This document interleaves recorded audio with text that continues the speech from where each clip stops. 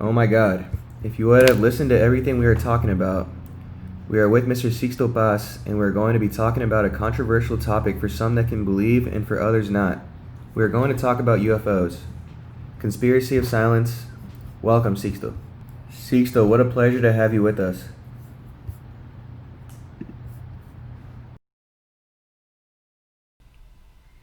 Carlos, it's a pleasure. Thanks, Roberto.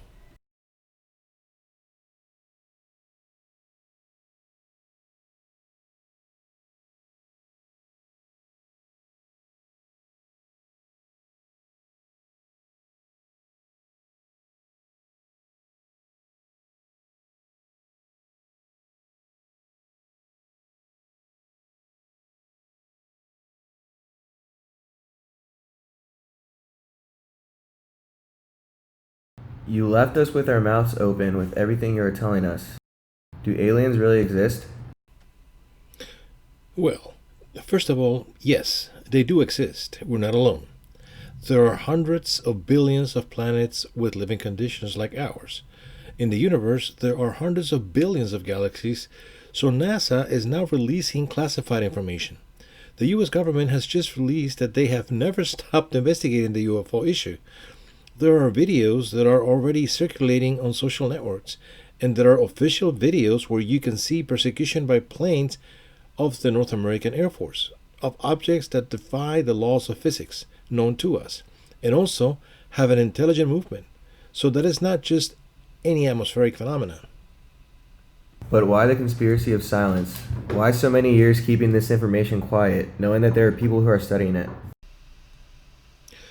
Certainly, it does not matter to the military whether they are extraterrestrial or foreigners. From the moment that an identified flying object invades your airspace without you being able to avoid it, it is a national security problem. And facing the taxpayers, you are making a fool of yourself because you can't help it.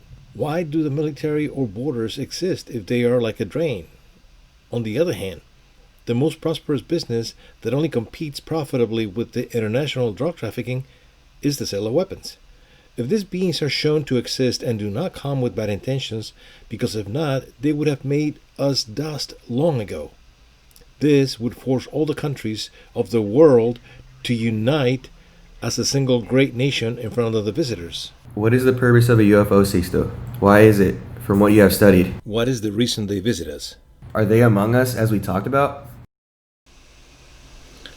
We have aliens infiltrated among us.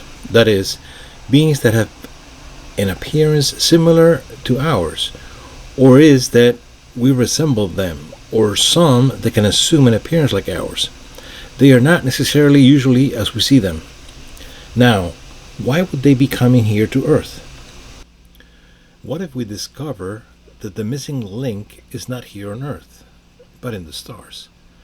That beings from other worlds whose only merit is that they started before us and are reaching the Earth from immemorial times, and they sowed life on our planet.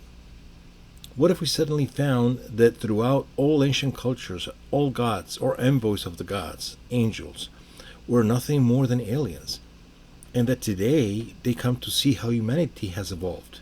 In other words, we are an extraterrestrial, sociological, anthropological, metaphysical experiment.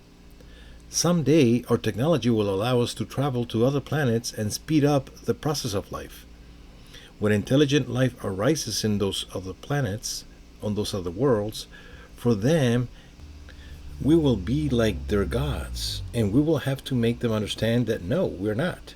Simply that we come to help nature by sowing life, nothing more. Do you think, for example, all this about the pyramids impresses me like many of us think? And that man, especially at the time, it was impossible that they would have done it? People say they were made by aliens. Carlos, you imagine. I mean, what do you think? It's a pyramid. It is a stairway to heaven, to get closer to the gods that came from heaven. So when you come across cities like Teotihuacan, it is a map of heaven on earth. Every time you climb one of those pyramids, the one on the sun or the one on the moon, all the lateral pyramids are approaching the different constellations. In other words, Each pre-Hispanic city was nothing more than a reflection of heaven on earth. It was like traveling from one constellation to the other, or entering from one solar system to the other. I suppose that you were also skeptical, as many people are. What made you believe and corroborate this issue? What it did to me was that 45 years ago, with a group of young teenagers, we had the experience of direct contact. I mean, we saw the alien ship come down. We saw the crewmen coming down. We were able to dialogue with them. Like a movie? That's right. Now, if everything had remained between us, it would not have had the slightest significance. The interesting thing is that a Spanish journalist, Juan Jose Benitez, known worldwide today for a series of books called The Trojan Horses, when he was only one more press correspondent from the EFE agency in Spain, he was sent to Peru. I'm Peruvian. In 1974, he accompanied us to the desert, and he saw the ships appear, just as the messages that we said we received through meditation told him so. He was therefore so impressed by what he saw that back in Spain he testified through Spanish television and published his first book, UFO SOS to Humanity. Throughout these 45 years, 10 times we have invited the press to scheduled meetings, and journalists have been impartial and objective witnesses to the reality and validity of this extraterrestrial contact. And that information, where is it? Look, in 2014, we invited the media from here in Mexico to a place like Teotihuacan in broad daylight. 6 objects appear making evolutions in the sky, and everyone saw it. It was videotaped. That is, not only is it a true fact, but it was a verified fact and can be repeated over and over again. Do you take trips with the public to do these meetings? Can you tell us a bit about it? Of course, we have gone with the Travel Channel. We have gone with the Canadian television to Easter Island, one of the most enigmatic places on planet Earth. And there, in broad daylight, these objects have appeared. They are videotaped. You can find it there on YouTube. And the most interesting thing is that these meetings, you do not have to go to Peru or Chile or Polynesia to have extraterrestrial contact. Here in Mexico, it is one of the hottest places for UFO observation. Look, you have the case of Tepoztlan, there in Morelos.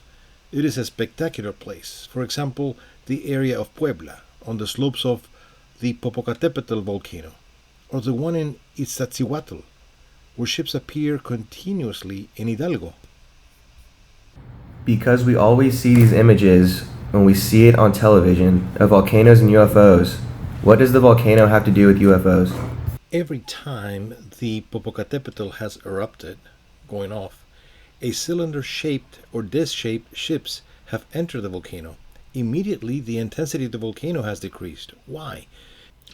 Because they are endangering one of the most populated cities on the planet, such as Mexico City.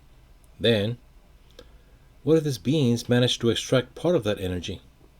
I mean, are they helping us? They are helping us. What happens is that they do not pay the front page in the newspapers to demonstrate how good people they are. Isn't that their goal? What is their goal? In other words, the objective is really to help humanity so that we move from this precocious adolescence to a responsible youth. Can we identify any extraterrestrial that is among us? For example, here that we are 70 people, could someone be infiltrated? First of all these beings have the ability to blend in with the environment. They would go unnoticed. And I am right here in Mexico right now because this Sunday the 21st in the Central Medical Center at 5 p.m. in the afternoon, we're going to give a conference about the end of the conspiracy of silence. Don't miss it. Hey, perfect. Thanks.